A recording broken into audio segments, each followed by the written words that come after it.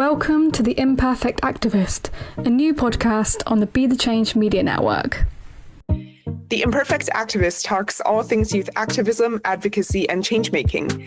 We address some of the most pressing environmental and social issues while reconciling with the challenges that come with growing up and transitioning into adulthood. We shed light and face head-on the hot takes of youth activism and climate organising that are uncomfortable to discuss. This podcast will be a brave space where uncomfortable truths are learned and tricky questions are debated. Because to become stronger, more united and more efficient as a demographic, we need to figure out what real solidarity looks like before we move forward to confront other societal issues with the urgency that is needed.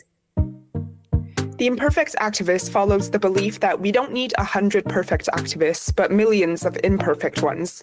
Famous words by youth activist and environmentalist Clover Hogan. Meet your hosts. I'm Lucy. I'm Annabelle. I'm Natasha, and we're excited to talk all things activism and organising with you, chatting with young changemakers from across the globe.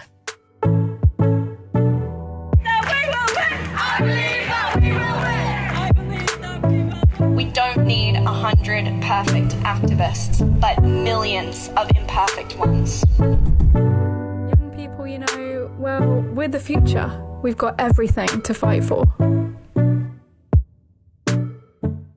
In this third episode of The Imperfect Activist, we are digging into two of the biggest stressors facing young people today, the housing crisis and the increasingly bleak job market.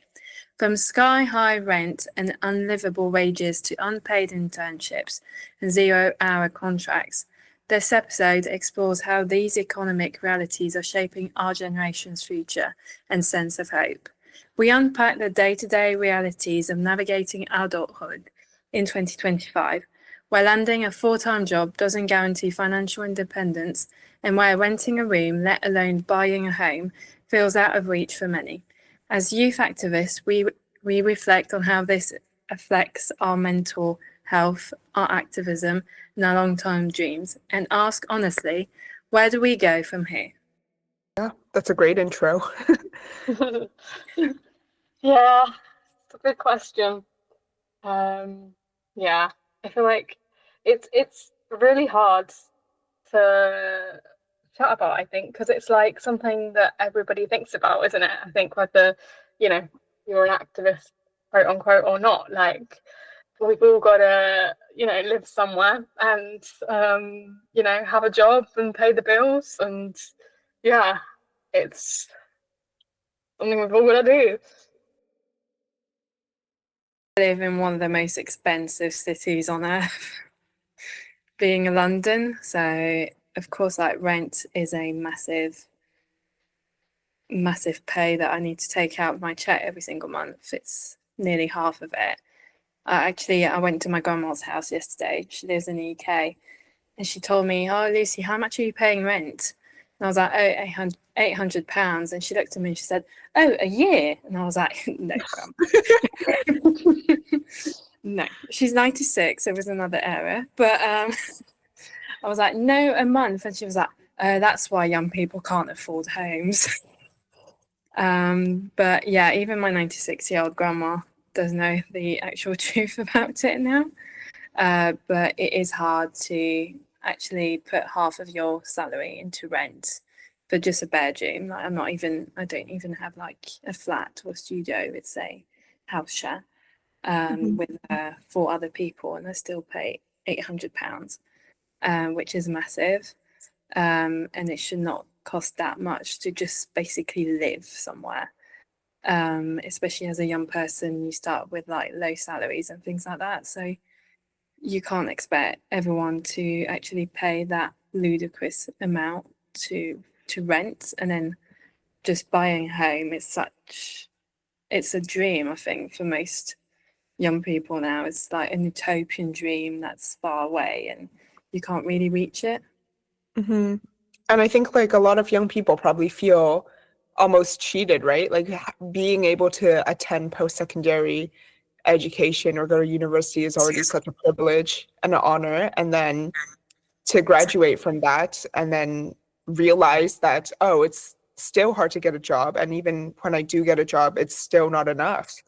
And so what did I, spend all of these years for and all of this money for to get this degree? But yeah, I also, in Vancouver, I think being the most expensive city in Canada, it's definitely, and anywhere really, it definitely reflects, I think, just the inequalities. If you compare how much we're making versus how much we're paying compared to, I don't know, 30 years ago or 50 years ago, it's definitely quite a big difference. And an organization I worked with in the past, they were very proud, living wage employers, to kind of, go against that notion of minimum wage, because minimum wage is not actually a living wage. So I know in Canada, our minimum wage is actually being increased to something like $17.80 or maybe 84 cents or something an hour. But our living wage, and like this is something you can calculate, like we're not asking for too much, right?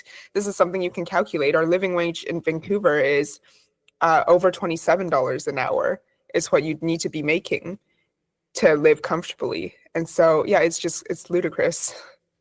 I don't know if me and Tash are laughing because of the same thing, but the minimum wage in the UK is £12, 11. I know London's 13 something. But if you live outside London, it's less. I know, but I think that's like a thing with conversion though, because Lucy, when you were saying you paid £800 in rent, I was like, wow, that seems really cheap. And then I did it's a really big conversion, obviously.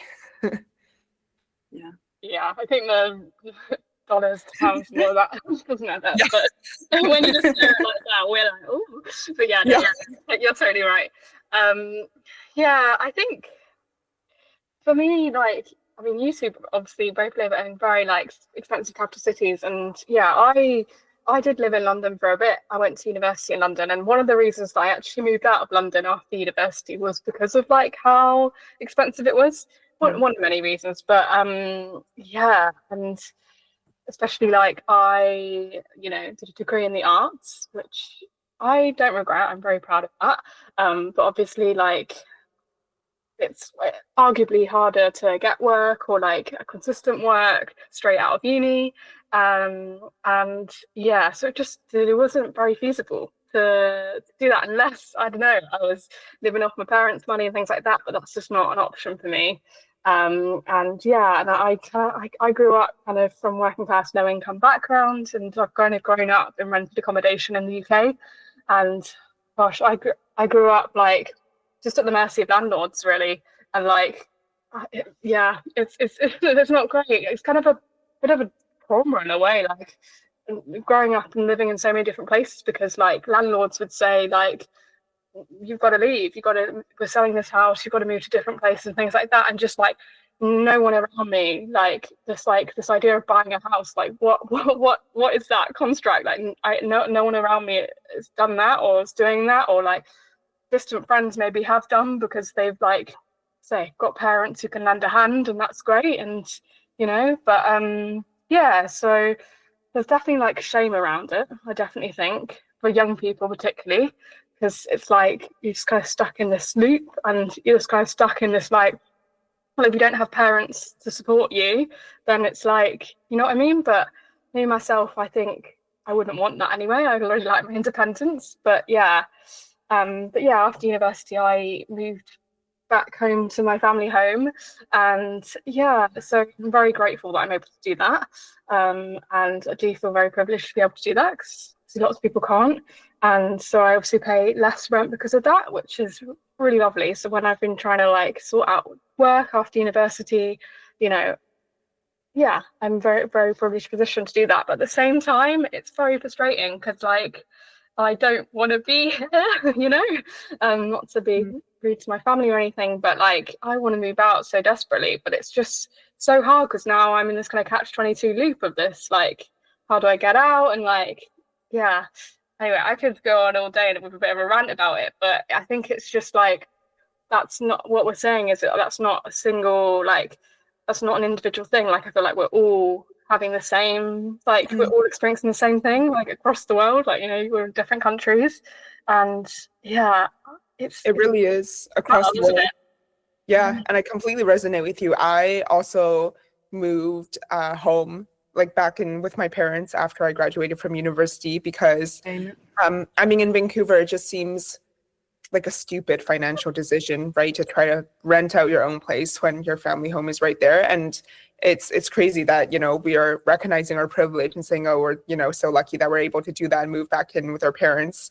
And we're so privileged to be able to do that. But, you know, when you think about, yeah, what our parents were doing or like what you could afford on an income maybe a few decades ago, yeah, I don't know. It seems kind of crazy to me that that is kind of like the height of privilege for a lot of people, is being able to like move back in with your parents and like pay less rent or pay no rent after you graduate. I think definitely when I look at my group of friends, even in the UK or in Belgium, I just have one friend in Belgium, like two friends actually, they've bought a house, but all the rest of them are still living at their parents just to save rent in order to then buy a house or something. But I feel like there's way more young people that are living with their parents until like their 30s just in order to save money. But it's not by, I would say it's not by choice, it's more by because we have to do it in order to have a house or in order to maybe afford rent as a whole. And I feel like it's putting pressure on us to also feel like more independent. And you've got that sort of independence that's taken off you because you're living with your parents. But at the same time, you know that your bank account will not survive if you're not living with your parents at the time. So I feel like it's very conflicting in the sense of our society is going bonkers in terms of housing crisis. And each country, or at least each currency, should have a sort of minimum renting or buying a house sort of money, and not go into ludicrous prices. I've seen some crazy things in London, or even when I was looking at some point to moving to Paris, someone was renting their balcony. And I remember seeing that and I was like, what? Wild. Is it that bad? Yeah. Oh, no, it's very reassuring to hear that, like, yeah, you have similar experiences. And like I said, I don't think it's an individual thing, like we're all experiencing it across the globe. But yeah, I mean, I think a lot about like, because like how this intersects with lots of other things, right? Like how this intersects with class and race and all of these different things within society. And also just like how that intersects with kind of lack of education around kind of money and buying a house and all those things. Like I feel like, I don't know, at least in the UK, like we're just not, in our education system, we're just not brought up to be financially literate. And I've been thinking about that a lot lately because, you know, actually like delving into like different options for housing myself, like I'm like, I actually know like nothing like about saving, about like mortgages and things like that. And I'm like, well, why don't we learn about these things? And yeah, it's wild. And I was thinking a bit about that, like learning a bit about generational wealth the other day. I was getting a bit of a rabbit hole on YouTube and creating generational wealth and things like that. Because yeah, my mum's been really trying to like instill this idea of like saving in me from like a young age. And I think it's just because she was brought up like working class northerner, and she was homeless a lot in her childhood. And so she kind of has a lot of that kind of money anxiety, and so do I, because of that, I think generationally, like, and so I'm thinking a lot about like creating generational wealth and also like learning about that. So like we've been trying to learn together about like money and mortgages and things like that. And when I was 18, I got this thing called an ISA, help to buy ISA account. Save a specialized savings account. Yeah, you know, they see in the UK, which is basically like, it was only like, I got it literally just before they stopped doing it. But it was something that was linked with the government, where like specifically for young people and first time buyers, it's a savings account where the government will give you a certain amount towards your mortgage if you save up a certain amount. It's not very well explained, so I'm not very financially literate myself. But And yeah, I got it when I was 18, so I was literally a teenager, just before they'd stopped doing it. So they weren't doing it for long. And well, it was my mum really that was like, you need to get this. And yeah, and so I've been saving up since I was a teenager to buy a house. Obviously not anywhere near there yet, but like just that idea of, but I've only been able to do that because my mum herself was like, you know, kind of forcing that upon me and like encouraging me to learn about it, because we just don't learn about it in school and things like that. And yeah, I've been thinking a lot about that lately, like how wild that is. Like, I don't know if that experience feels the same to you as well. Definitely. I think I've got like a similar background to you, Tash, but definitely in Belgium we don't have any lessons on like how to have a bank account, how to save money, how investment. That's a big one for me. Of like, we just have a lack of education around that and how to use your money, how to get taxes or interest rates. And I think that's so important to have, especially right now. I grew up with two parents, stable jobs, middle class family, but since a young age, I was very sensible. I'm very sensible with my money, just because that's how they raised me. In the fact that my mum loved everything that's free, everything that she could have for free, she'll have it, and everything that means like more money that she can get through interest rates or investment, she would have it. So even me moving to UK, I was like, mummy, where do I put my money? Or like, where do I put this or that? And then she talked about the ISA lifetime, which I've just put money on it actually. But that's something that you should know at school. And I would recommend for people that are listening in the UK to go on Money Saving Experts with Martin. And he's got the most financial education, which is super clear. And I think like every young person should go on this website and just read about how to save money in order to also buy a house, but also to be more educated on financial things.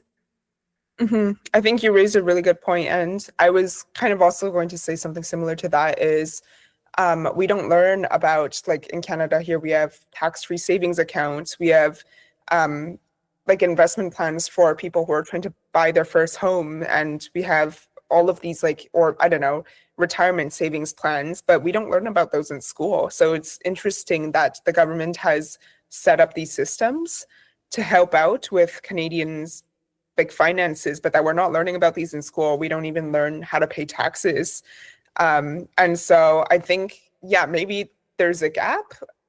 Maybe like nobody, like post-secondary and then secondary education as well, don't feel like it's their responsibility to be teaching. But I think something that I've noticed is there are so many like free resources out there, or like YouTubers who make such comprehensive and detailed and like region-specific videos and like guides on like financial literacy. So I definitely think it's a shame that this education isn't being provided elsewhere, but that like as young people, we can definitely recognize that it's not going to be coming to us through maybe formalized education, and that it's now up to us to, you know, really educate ourselves on these with the resources that other people have created.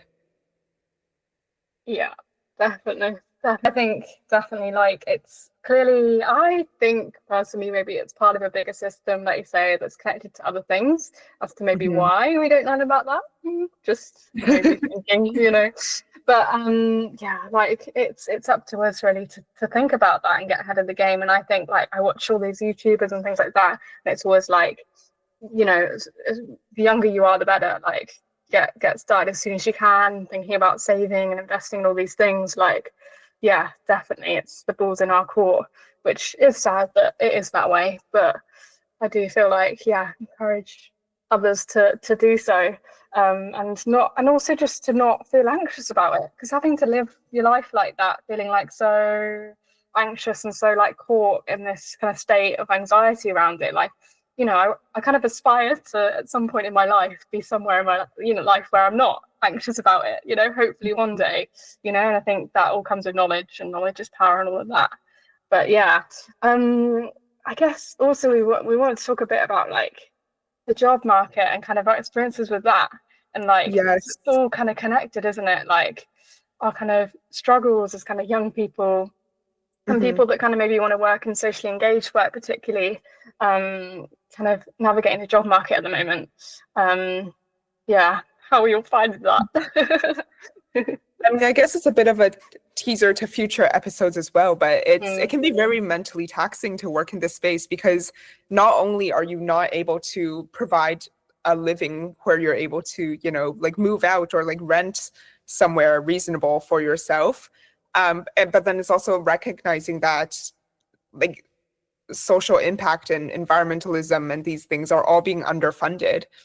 So I think it can be very mentally taxing to be in this space. I personally have heard, like in recent weeks, a couple of friends saying, oh, you know, maybe it's time for me to leave the climate space.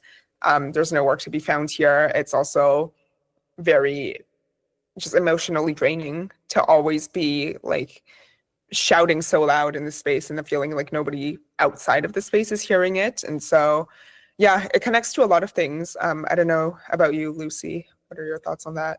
Yeah, I definitely think in the third sector, in the charity sector in general, the lack of funding is something that is a true issue when job hunting. I mean, even after my undergrad degree, loads of like charity jobs were volunteer. I was like, I want to work in a charity space, but I need money. I can't volunteer my entire life. But those things are sort of like society that also puts it on us that if you do charity work, that means volunteering. But actually, people do have a career in the charity sector. And I find it very hard for myself to get a job in the charity sector. If I had stayed in Belgium, I know for a fact that I wouldn't have had a job right now. Because the charity sector is such a limited space in Belgium. It's not very well spoken, it's very niche, there's not a lot of opportunities in terms of careers. So that's also why I moved to the UK for this job, to grow and to have more opportunities inside the UK in charity space. But definitely like finding a job at this age, and I'm 24, and even after years of unis, working in Nepal and Cambodia, one thing that I hate hearing is lack of experience. It's absolutely something that I just, it makes me scream. I just hate those words, because I'm like, well, if you want a young person to go into charity sector or even corporate or private, whatever, but you say to that young person, oh, you've got a lack of experience when it's an entry level job. No, you can't say that to a young person. They're willing to work, they're willing to maybe be underpaid for a number of months or years just in order to have a foot in the door. But definitely those words, I think, are like, you're stabbing the young generation more and more. And each time I see an entry level job, like for instance, I saw one from UNICEF a couple of weeks ago, screenshot it, sent it to my best friend, and I was like, yeah, this is awful. It was for a data analysis entry level job, but it asked for like bilingual in French and English, 3 years experience in research, like 2 years professional international development or things like that. And I was like, this is not an entry level job. You can't say it's an entry level job when you say this amount of experience, this amount of criteria. No. And I think that's a very big gap and makes young people feel frustrated because they don't have a job at the end of the day, because the companies, the charities are taking advantage of the fact that entry-level jobs are not anymore entry-level jobs. You need to do an internship in order to have a job, and you need to be an unpaid intern sometimes, and that's an awful thing, and they should not happen to have unpaid internships. I think at the moment the European Union is trying to pass a law to ban unpaid internship. I don't know where it is right now, but I'm hoping it will be passed, because it's just something that we as a young generation already can't really afford because of the housing crisis, because of inflation. And you saying to us, oh, you need to do an unpaid internship in order to have experience, makes it even worse. Yeah.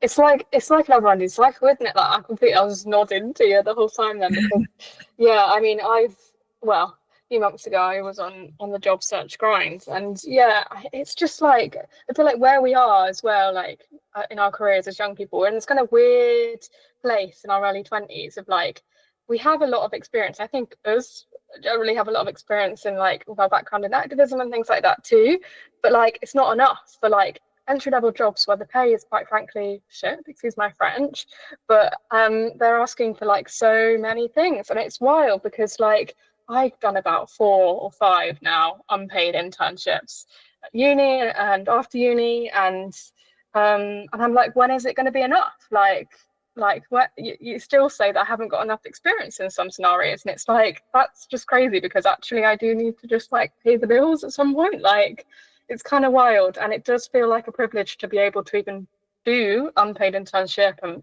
volunteer work. Like, I think about, you know, volunteering in activism and how many years I've been doing that. Like, that's all unpaid work. Like, that's wild. And you know, when I think about like inviting other people into this activist space and telling other people to join in community organizing and things like that, I'm like, I try to remember like that is a privilege in itself as well, to give up your free time that's unpaid labor for those things. It's yeah, it's kind of like a bit of a catch-22, a never-ending kind of cycle there, isn't it? It's frustrating.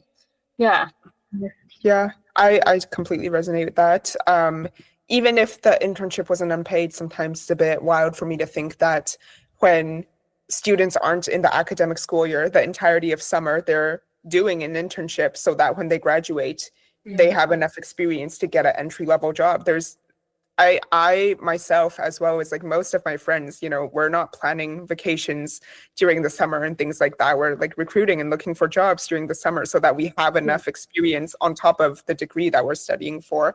And I've outright been rejected for internships before because they're saying, well, you know, there's so many applicants that we're only going to look at people with a master's degree.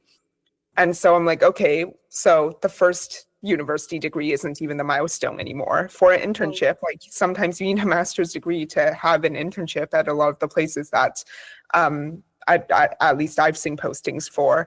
So I think it definitely is really frustrating. I also wanted to shift the conversation a bit towards, I mean, then like, where are we now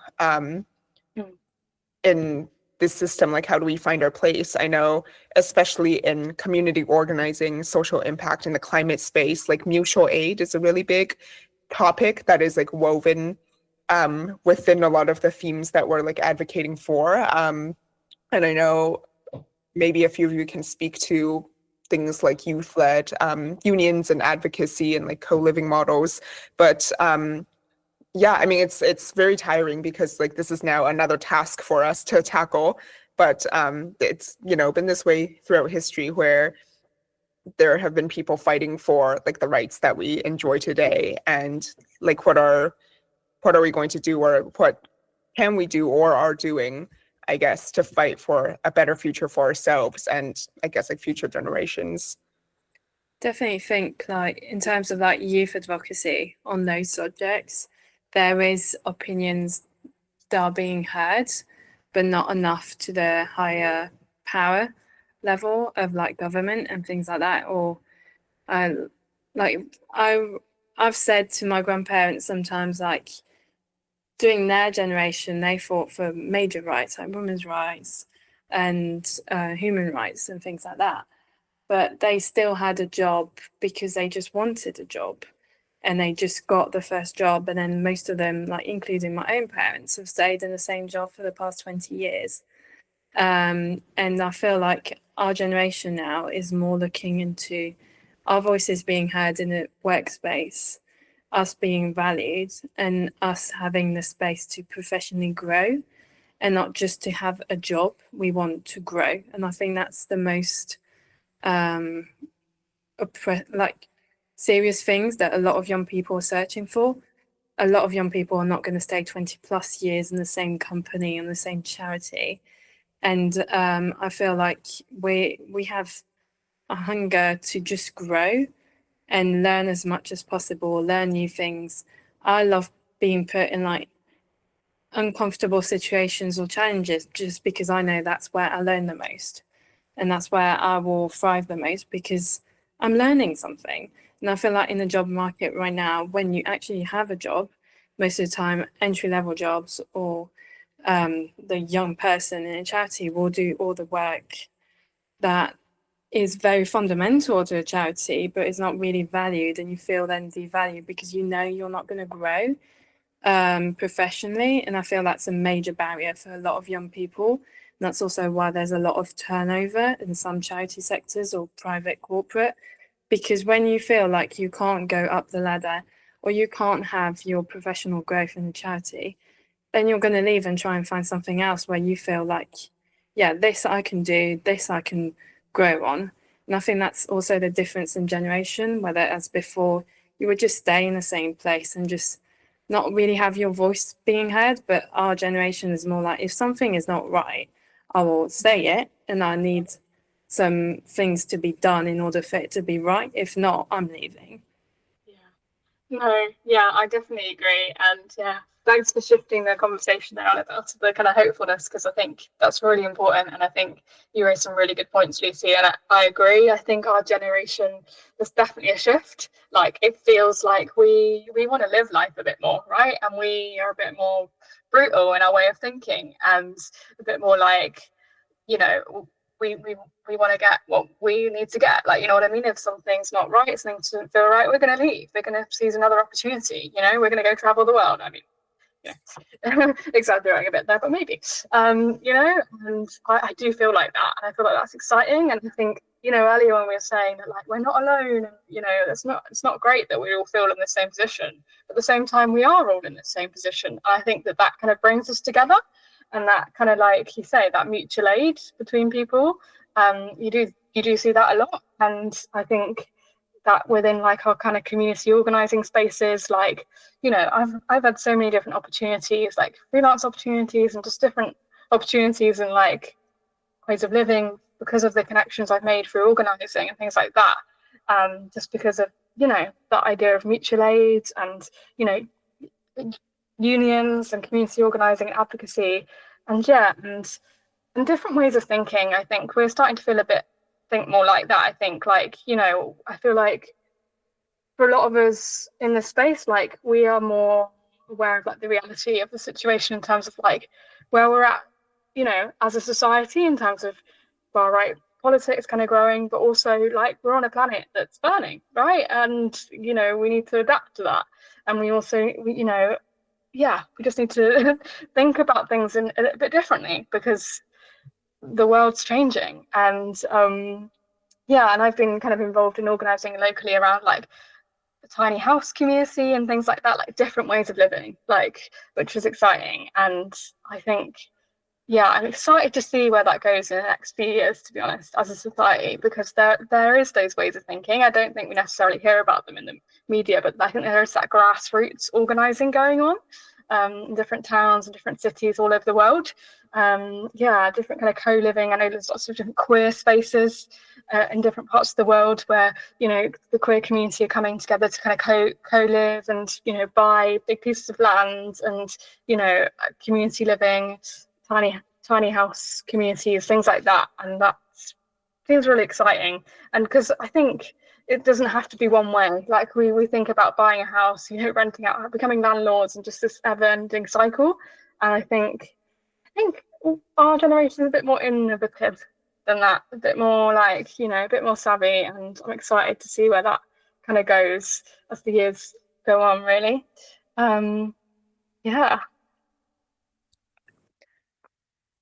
I think also in terms of like, we do have a lot of pressure as a young person with everything going on in the world. We touched about it in the second episode of what's going on in terms of conflicts and like youth advocacy around it. But then we also have all those layers that are adding up on our mental health as well, and feel like the pressure of trying to make this world a better place for ourselves, but also for future generations.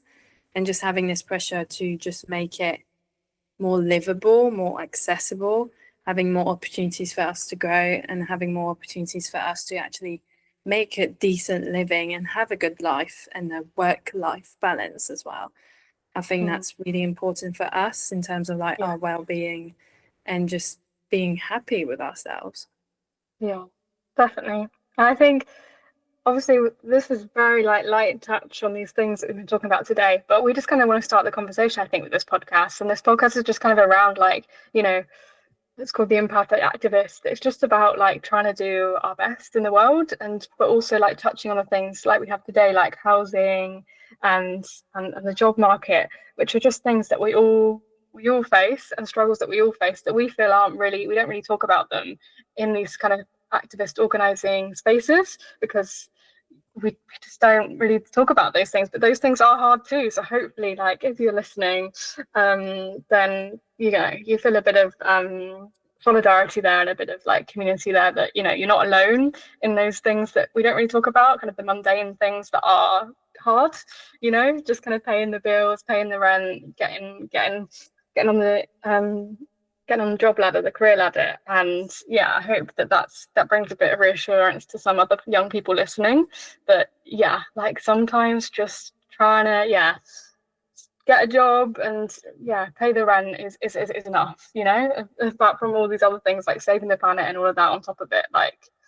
So hope we provided that space a little bit, and I guess we'll dive into a lot of the things we talked about today in the future episodes too. I'm excited. I'm excited to explore that in future episodes, especially when it seems like we might be not necessarily complaining because we're just, speaking our reality, but I'm excited to bring on other guests as well, which will be coming up in future episodes, and maybe start exploring like innovations and solutions that are already taking place that youth are really spearheading. Yeah, definitely. And I think it's good to have a chat about these things, isn't it? Like have a good rant and know that we're not alone in doing these things. But we're excited to think a bit more about the solutions and invite some other people on in future episodes. So we'll see you next time. Thank you so much for listening to our first podcast of the Imperfect Activist. We'll be releasing episodes every other Friday, and you can get them wherever you get your podcast through the Be the Change Media Network. You can also find us on Instagram at theimperfectactivist.podcast and on LinkedIn. Be sure to check out all the other amazing podcasts by young people on the Be the Change Media Network. Until next time, bye!